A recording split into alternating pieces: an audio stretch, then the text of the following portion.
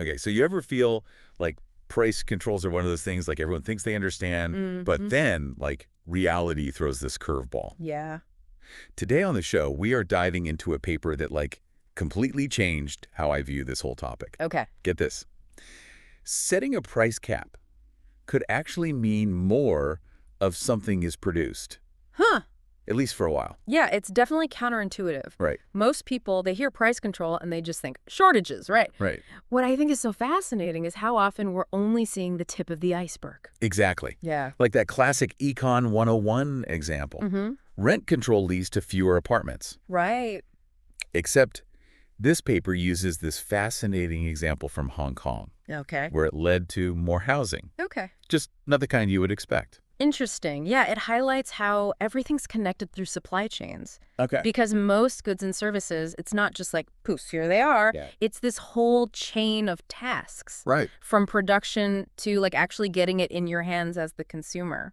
So instead of just like a producer and a consumer, it's more like, what? A relay race. Exactly. With a million different hand dogs? Exactly. And price controls are like someone coming in and changing the rules mid-race. Okay. But only for like one part of the team. Oh, wow. So everyone else has to adapt. Okay. I'm already starting to see how this gets complex fast. Yeah. So walk me through how this like supply chain lens Sure. changes things. Okay. And we'll stick with rent control for now. Sure. So, like, think about it. You cap the price landlords can charge. Right. They can't magically make their costs disappear. Right. So what do? They might skimp on maintenance. Maybe renovations get delayed. Oh, yeah. All those costs, they don't just vanish. They're just pushed onto the tenant in the form of lower quality housing. It's like those hidden fees airlines tack on. Yes. But instead of paying with your wallet, you're paying with your time and your patience living in a rundown building. Precisely. And that's just like one example.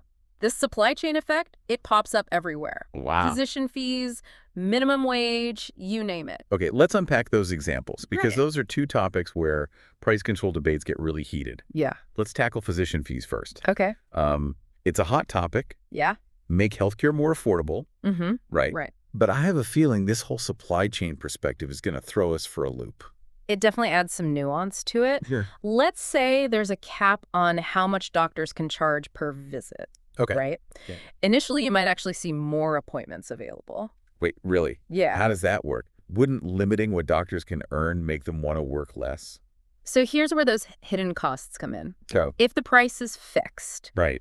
patients might start taking on more of the burden. Okay. Think like longer wait times, maybe traveling further to a clinic that's in like a less desirable area. Suddenly I'm picturing like a 5-hour wait in like a dingy waiting room. Right.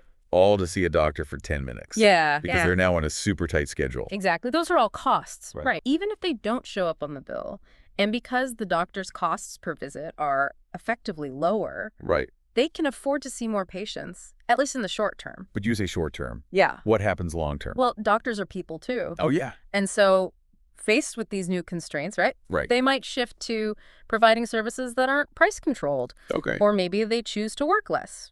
Fewer new doctors might enter the field. Yeah. And suddenly that initial increase in appointments could reverse, driving the overall cost of healthcare up. It's like squeezing a balloon. You might make one part smaller, but all the air is just going to bulge out somewhere else. Exactly. Okay, that's physician fees. What about minimum wage?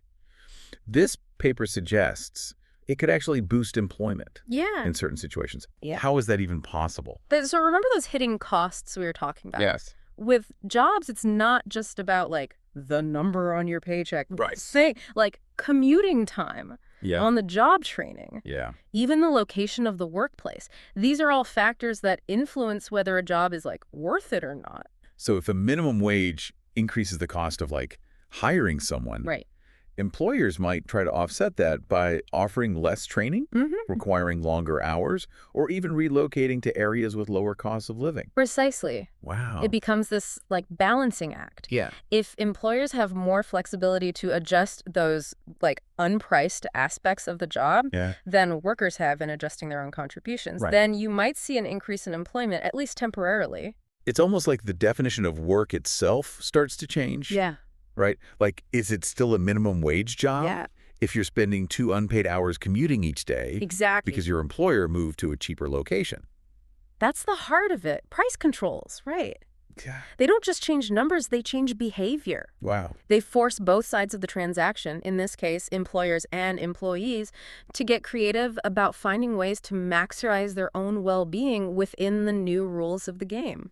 And suddenly, that simple idea of a minimum wage, like a straightforward way to help workers, becomes a lot more complicated. Right. It's not just about the dollar amount. Yeah. It's about this whole web of trade-offs Absolutely. that workers and employers are constantly negotiating. Exactly. And that's, I think, why looking at these issues through the supply chain lens is so valuable. Yeah. It reveals those hidden connections, the unintended consequences that traditional economic models often miss. So we've gone from rent control to, like, doctor visits to minimum wage. Right. And, like, none of them are as simple as they seem. Yeah.